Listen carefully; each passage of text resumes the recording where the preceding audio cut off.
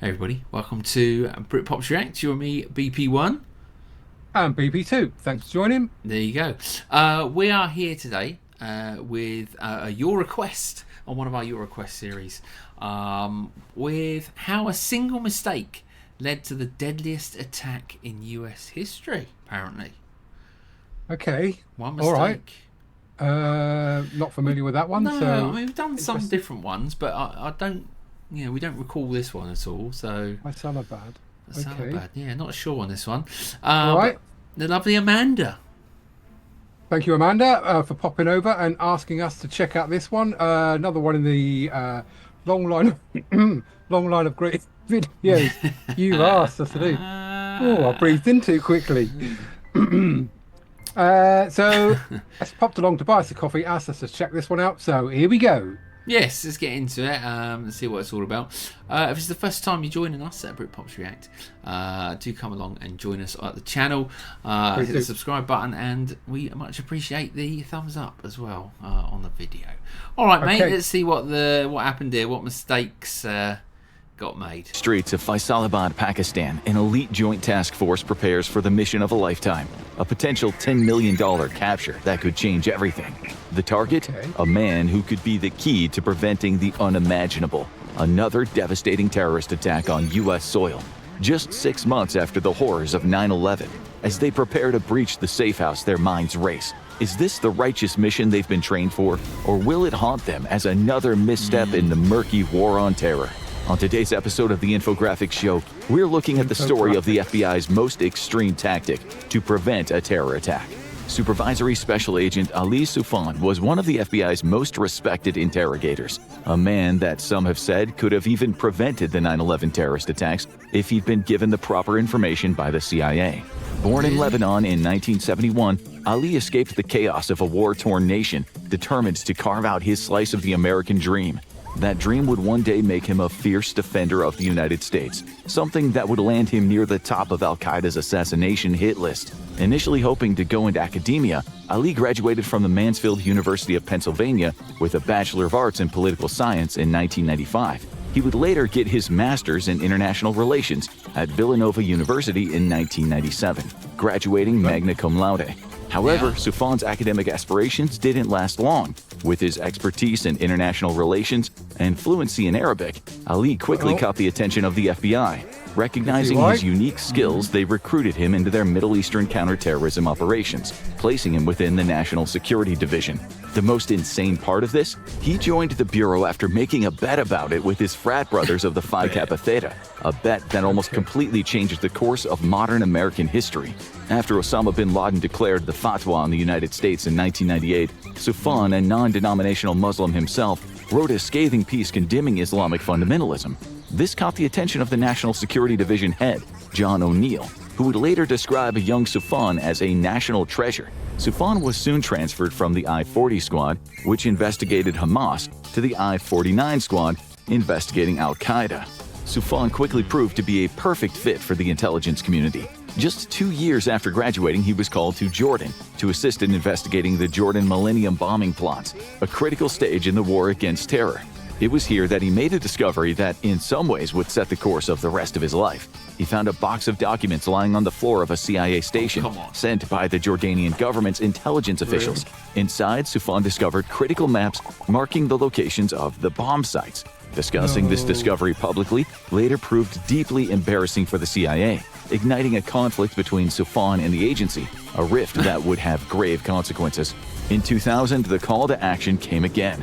An Al-Qaeda bombing attack on the USS Cole killed 17 off the coast of Yemen, escalating an already fragile political situation for U.S. interests. It was a huge embarrassment for the U.S. military.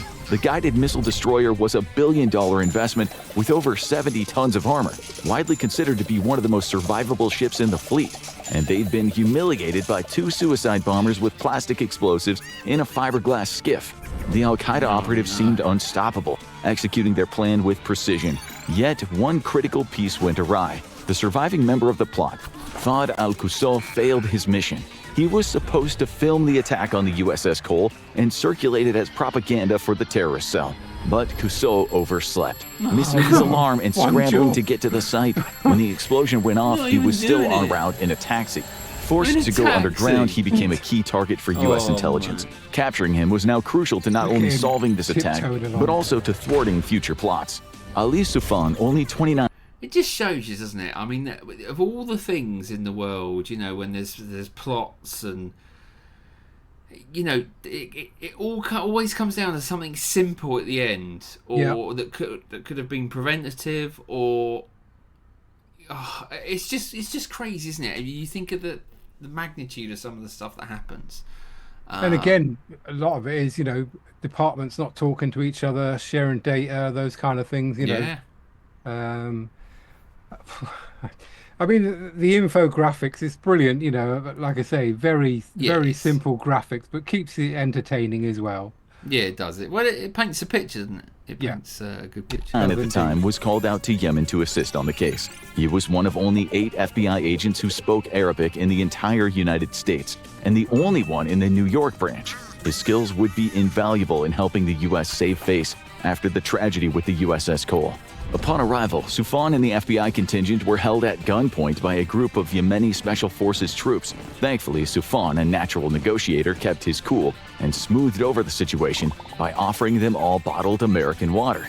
In a country with Yemen's hot climate, this peace offering patched over the cultural divide. But this would be nothing compared to the horrors still to come. When they investigated the ruins of the USS Cole, they saw a nightmare. The ship had been gutted, with remnants of the sailors who had been killed still hanging from the broken walls. The bombers made a critical misstep, abandoning their truck near the attack site. This slip led Soufan and his team to their rented home and a trove of evidence. Inside, they found DNA evidence from when the attackers had ritualistically shaved their heads. As Soufan dug deeper into who had rented the property, one name stood out, a familiar alias tied to a known Al-Qaeda operative. The connection was officially drawn. Soufan was locking horns with Al-Qaeda once again. But that wasn't the only old adversary he faced while in Yemen. Several suspects were arrested by the Yemeni authorities and questioned about their role in the plot. A name kept coming up, Khalad, a one-legged Al-Qaeda lieutenant based in Afghanistan who'd had some role in orchestrating the USS Cole attack. Much like the coordinated Al-Qaeda Millennium attacks, this seemed like it could be one small piece in a much larger plot. The FBI agents just needed to keep tugging at the threads until the whole thing unraveled. As luck would have it, the Yemeni authorities also captured Al-Quso not long after the attack. Using his gift of gab yet again, Soufan was able to secure an interview for the FBI with the man himself in hopes of understanding the wider scope of Al-Qaeda's plans. At this point, it's extremely important to understand what makes Soufan such an effective interrogator. He practices... Maybe it's what he's got in his back pocket, because that's half the battle, isn't it? The communication, but there is the bottled water malarkey. I mean, how mad is that? But I mean, these negotiators. I mean, you got to go in with something, ain't you? I mean, we don't want to hand money or weapons over, really, but they have a way of negotiating certain or information. Yeah, exactly. You know, being able to sort of make it, less stressful for the person they're interrogating. But again, he seems to be able to think on his feet quite quickly, and interesting person indeed. But like I say, I mean, there's so much information coming out very, very quickly. You're trying to sort of process it here. It is, isn't it? Yeah. Okay. Impressive so far. Lots going on. Lots to take in. A method known as rapport-based interrogation, where the interrogator forms a positive relationship with the subject they're interviewing. The aim is to get them into a comfortable place where they'll share information. Soufan's deep cultural knowledge was also an asset in his style of interrogation. Friends and colleagues described him as a deeply spiritual man who regularly studied the Quran at night. He was actually such a scholar of the text that he was able to de-radicalize some of the subjects in interviews by convincing them that they'd misunderstood the book's teachings. With Al-Quso, he faced an uphill battle. The local authorities were clearly sympathetic with him. One member of law enforcement even entered the room and kissed him on both cheeks. But Soufan wasn't daunted. He kept working at Al-Quso until the two of them built a rapport. He started opening up, which was when a fascinating tidbit of information came out. Al-Quso had sent tens of thousands of dollars to Khalad, the same one-legged operative that came up in the previous interviews. But there was something wrong about this to Soufan. Money flows downstream in an operation like this, not up. Why would a drone like Al-Qusaw be sending money to a power player like Khalad, and not the other way around? Al-Qusaw's excuse that the money was meant for Khalad to buy a new leg was not only implausible, it was downright ludicrous. It seemed much more like Soufan's greatest fears were being realized. They were looking at only one small corner of a far larger picture. Soufan didn't know this yet, but they were looking at the first whispers of the deadliest terror attack that had ever unfolded on U.S. soil. But if Soufan was ever to find this out, he needed more information, and that would involve interdepartmental cooperation from the CIA, an agency he already had a fractious relationship with. Not only had he embarrassed them with the incident in Jordan, but they tried to headhunt him several times, asking him to come over to the dark side. According to those in the know, Soufan just laughed in response. Cooperation between the FBI and the CIA has been common throughout the history of the two organizations. Historically, the CIA has been protective of its intelligence, voicing concerns that releasing the intelligence to the FBI might compromise its international partners. So when Soufan approached them about Khalad and his international connections, he was stonewalled and given nothing. In reality, the CIA had quite extensive intelligence on Khalad. Through a phone-tapping operation targeting jihadist Ahmed al-Hara, they uncovered a detailed picture of al-Qaeda's sprawling global network. Their surveillance even revealed the existence of an emerging cell within the United States, one that included two men who would later play pivotal roles as 9/11 hijackers. It's possible the CIA was conducting a separate operation using overlapping intelligence. They may have withheld information from the FBI, fearing that sharing it could compromise their own efforts. If the information was given to Soufan and the FBI, the agency in charge of all of the United States' domestic federal law enforcement, they could have put the relevant people on terrorist watch list. Soufan would later say that if the information had been shared when he requested it, they might have pieced together enough intelligence to prevent the 9/11 World Trade Center attacks entirely. It wasn't long before Soufan and his colleagues were forced out of the country. The agents were all stationed at the Aden Hotel with This is the problem, isn't it? When you get somebody that's sort of like, oh, we can't have that. We see it in our own country at the moment. Yeah. It's getting to the point now where every day I wake up and I don't want to look at the news because it's just so depressing. And it's not just depressing on a global stand. It's depressing about my own country and the decisions that we're making in this country.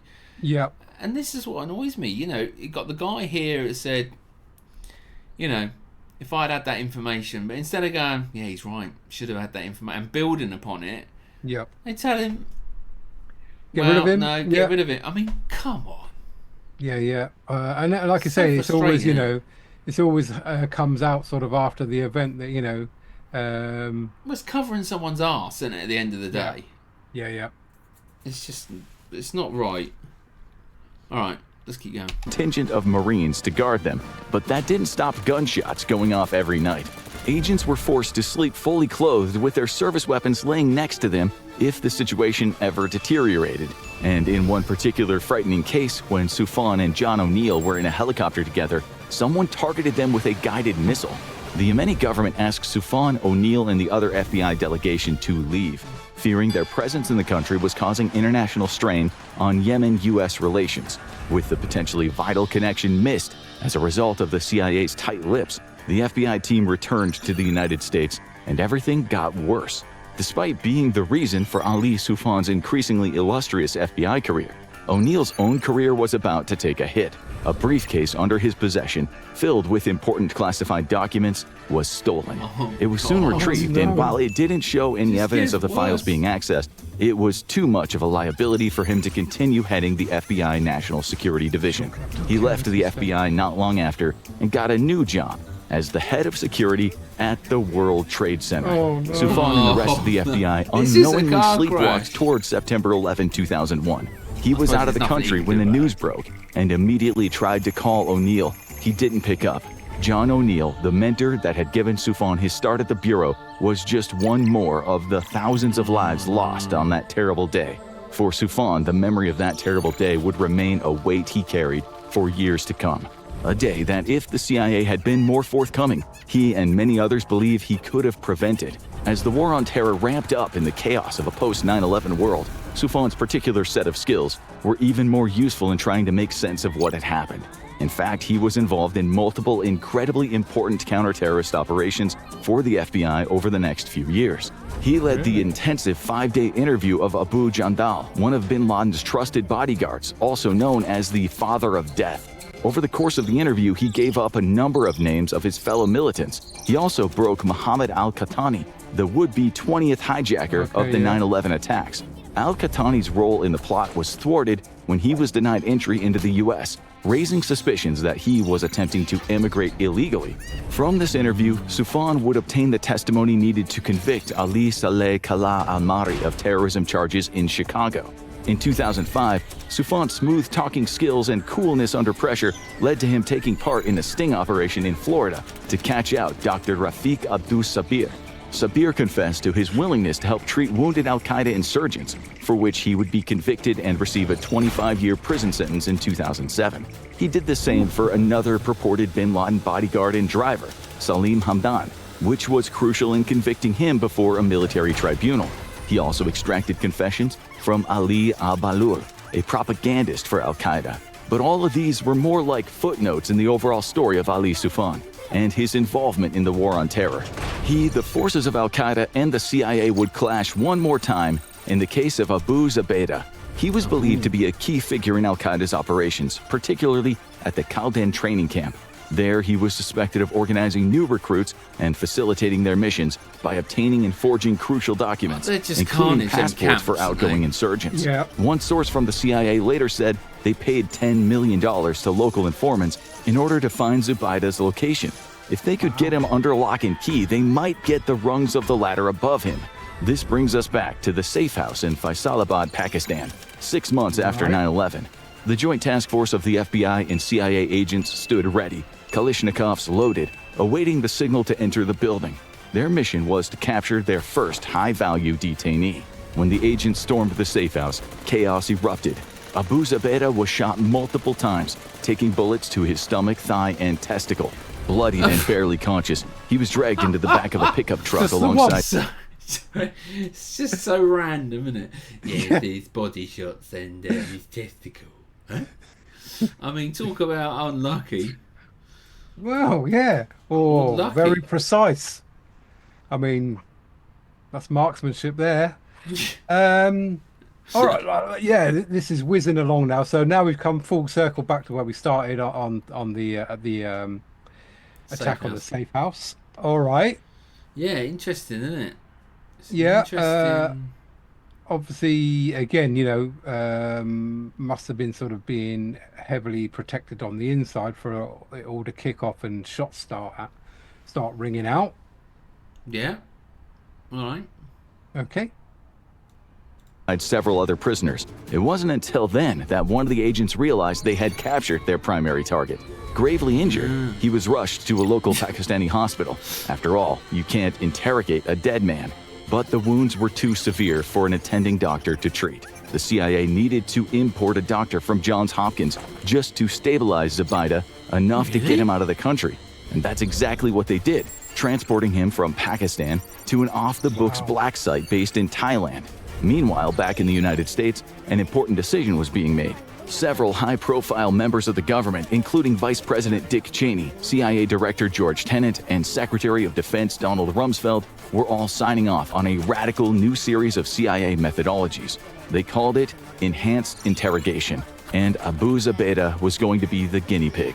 But the CIA weren't the only party involved here. This was where Special Agent Ali Soufan once again entered the scene. The FBI sent him and several other agents to Thailand to interrogate Zubaydah while he continued to recover from his injuries. There, according to Soufan's own testimony, his rapport-based investigative technique bore fruit. After establishing a good relationship with Zubaydah, Soufan began questioning him about the members of al-Qaeda, particularly ones that might have been involved with the 9/11 attack. During this interview, Soufan found out about Jose Padilla, an American who plans to create and detonate a dirty bomb on American soil. But an even more fascinating discovery came about by complete accident. While searching through photos to show to Zubaydah, Soufan accidentally showed him a photo of Khalid Sheikh Mohammed, thought to have been a relatively minor player of little interest to the FBI's investigations. They couldn't have been more wrong. Zubaydah revealed that Mohammed was actually the architect of 9/11 and one of Osama bin Laden's most trusted allies. It was arguably the biggest leap in intelligence they'd had since the attacks happened. Then the CIA interrogators started putting their newly approved enhanced interrogation techniques to use. And according to Soufan, everything collapsed at this point.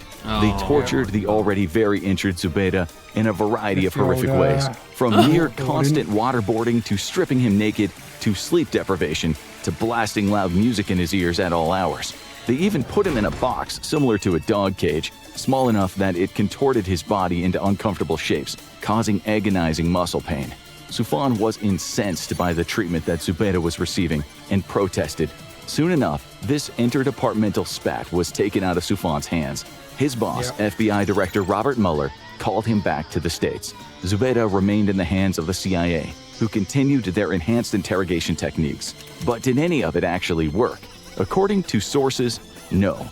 The subject gave out a huge number of names while being tortured just to get the pain to stop. Many have said that despite all this, none of the information gained led to a single terror plot being foiled. In the end, it accomplished little more than wasting government resources on wild goose chases, just as Soufan had warned.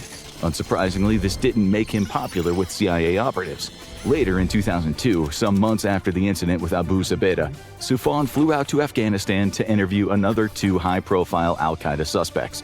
There, he was stonewalled yet again, likely as retaliation for his protests around the Zubaydah interrogation. This wouldn't be the last time the CIA punished him for speaking up. In 2011, Soufan tried to publish a book about his experiences with CIA enhanced interrogation techniques. The agency used their influence to demand several considerable redactions to parts of the book that they considered uncharitable or compromising of national security. The truth is, they just didn't want it to make them look bad. But that still wouldn't keep Soufan down. He continued to testify. It's a difficult one because he's got obviously a story, but you don't want to release techniques that are used either. So there is some data that obviously got to be protected. But you know, I don't blame the guy. He's obviously so angry because he's actually he was getting places. He was getting things out of people, and then. But obviously, you know, you're signed to the sort of Official Secrets Act and all that on what you can write about and what you can't. So, always a tricky situation, that one. I mean, I don't know, the enhanced interrogation techniques. Like you say, you know, when they're put under that much duress, they'll say anything, whether it's true or not. So, then you've got to follow up every lead, haven't you? He's only got one ball at the end of the day. Publicly, both about the injustice and ineffectiveness of the techniques he saw employed, including a testimony before the U.S. Senate Committee on the Judiciary. In 2009, he even published an op-ed in the New York Times titled, "My Tortured Decision." Even though Soufan was decried and censored at the time for going against the CIA, history was eventually on his side. The general consensus is now that enhanced interrogation techniques are neither ethical nor effective in extracting accurate information from subjects. The rapport-based method of traditional interrogation that Ali Soufan had championed over his entire career as an FBI special agent was vindicated as the right way to go.